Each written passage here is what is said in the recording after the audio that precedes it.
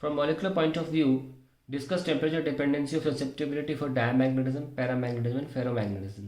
Susceptibility मतलब होता है ease with which a material can be magnetized, और हमें उस ससेप्टिबिलिटी के टेम्परेचर से कनेक्शन चाहिए। आइए देखते हैं। पहले बात करते हैं डायमैग्नेटिज्म की, डायमैग्नेटिक मटेरियल्स की, substances. See the diamagnetism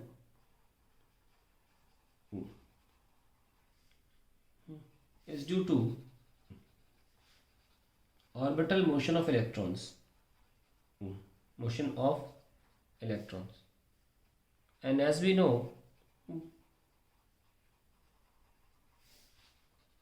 this orbital motion of electrons has nothing to do with temperature, is almost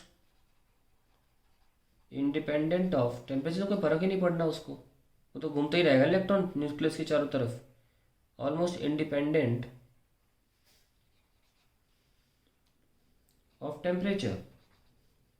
hence अब वही रीजन भी है इसके मैग्नेटिज्म का, हैंस हम कह सकते हैं फाइनली ससेप्टेबिलिटी, अंग्रेजी में लिख लो susceptibility, T is independent of temperature. तो जो ग्राफ बनेगा वो स्ट्रेट लाइन बनेगा। ठीक है, अब बात करते हैं हम किसके लिए, पैरामैग्नेटिज्म के लिए। Paramagnetism it is due to, ये फिनोमेना जो है जिससे मैग्नेटिज्म होता है मटेरियल में, it is due to the alignment of dipoles, of magnetic dipoles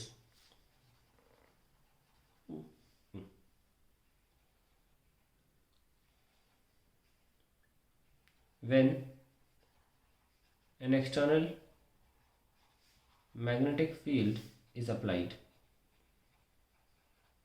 However, with rise in temperature, temperature बढ़ाएंगे तो क्या होगा, this alignment gets disrupted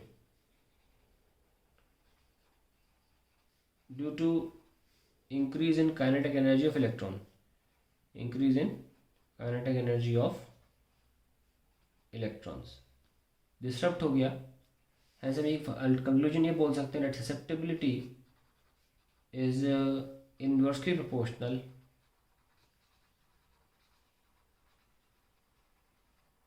with temperature, यानी कि ये रिलेशन, और एक्चुअली में ये क्यूरीज रिलेशन भी होता है।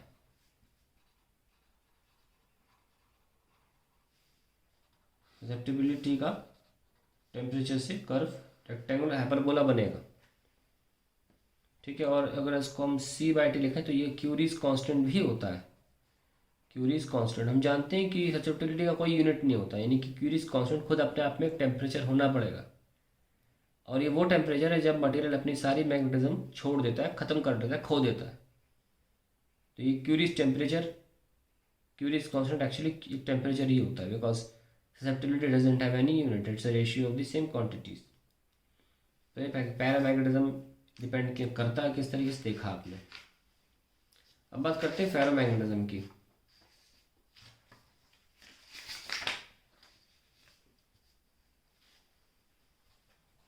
फेरोमैग्नेटिज्म की बात करें अगर हम, the magnetism in ferromagnetic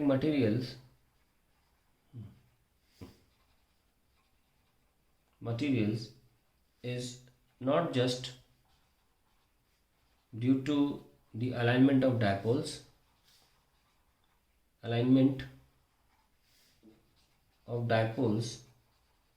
but also due to exchange coupling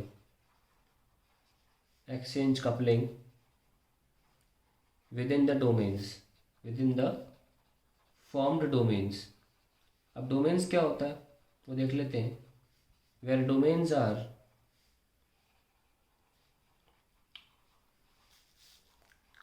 small regions of aligned dipoles,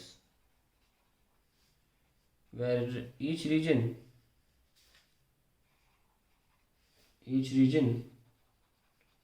has different direction of alignment,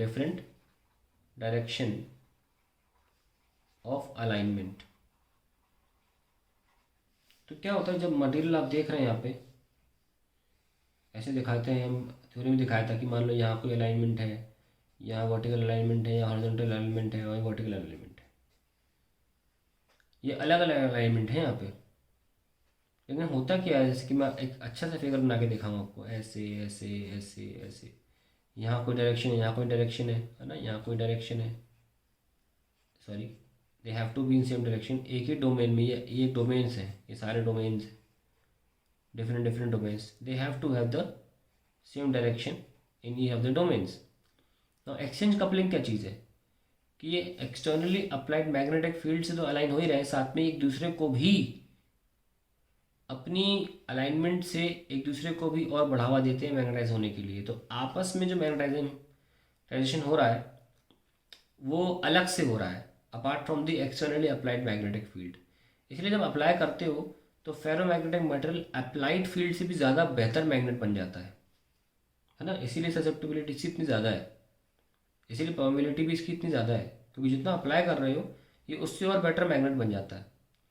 अब जब टेम्परेचर बढ़ाओगे तो अलाइनमेंट बहुत अच्छे लेवल का है, तो वो डिसअलाइन भी हो रहे हैं, डिसरप्ट भी हो रहे हैं, तो उसका ओवरऑल इफेक्ट पे फ़र्क नहीं पड़ता। When it comes to ferromagnetism कुछ ज़्यादा इफेक्ट नहीं पड़ता। तो हम ये देख सकते हैं that for a very large temperature, for a very large range of temperature, the susceptibility या कहें the alignment is almost undisturbed, almost same। कुछ ना कुछ डिस्ट्रप्शन तो होता है पर वो इतना नहीं होता कि काउंट किया जा सके, ऑलमोस्ट सेम। हैंस ये कह सकते हैं कि डायमैग्नेटिक की तरह, लेकिन रीजन अलग है यहाँ पे। ससेप्टिबिलिटी इज इंडिपेंडेंट, या कह सकते हैं नियरली इंडिपेंडेंट ऑफ टेम्परेचर। तो ग्राफ बड़ा पेक्यूलर सा बनता है, इसीलिए कि ग्राफ ये कहता है कि डिपेंडेंसी दिखाता भी और नहीं भी दिखाता है, कि कुछ रेंजेस तक तो नहीं है, फिर सडनली ये है। तो ये जो टेम्परेचर है ये हमारा क्रिटिकल टेम्परेचर है, जहाँ पे ये फेरो जो है वो पैरा में ट्रांजिट करता है।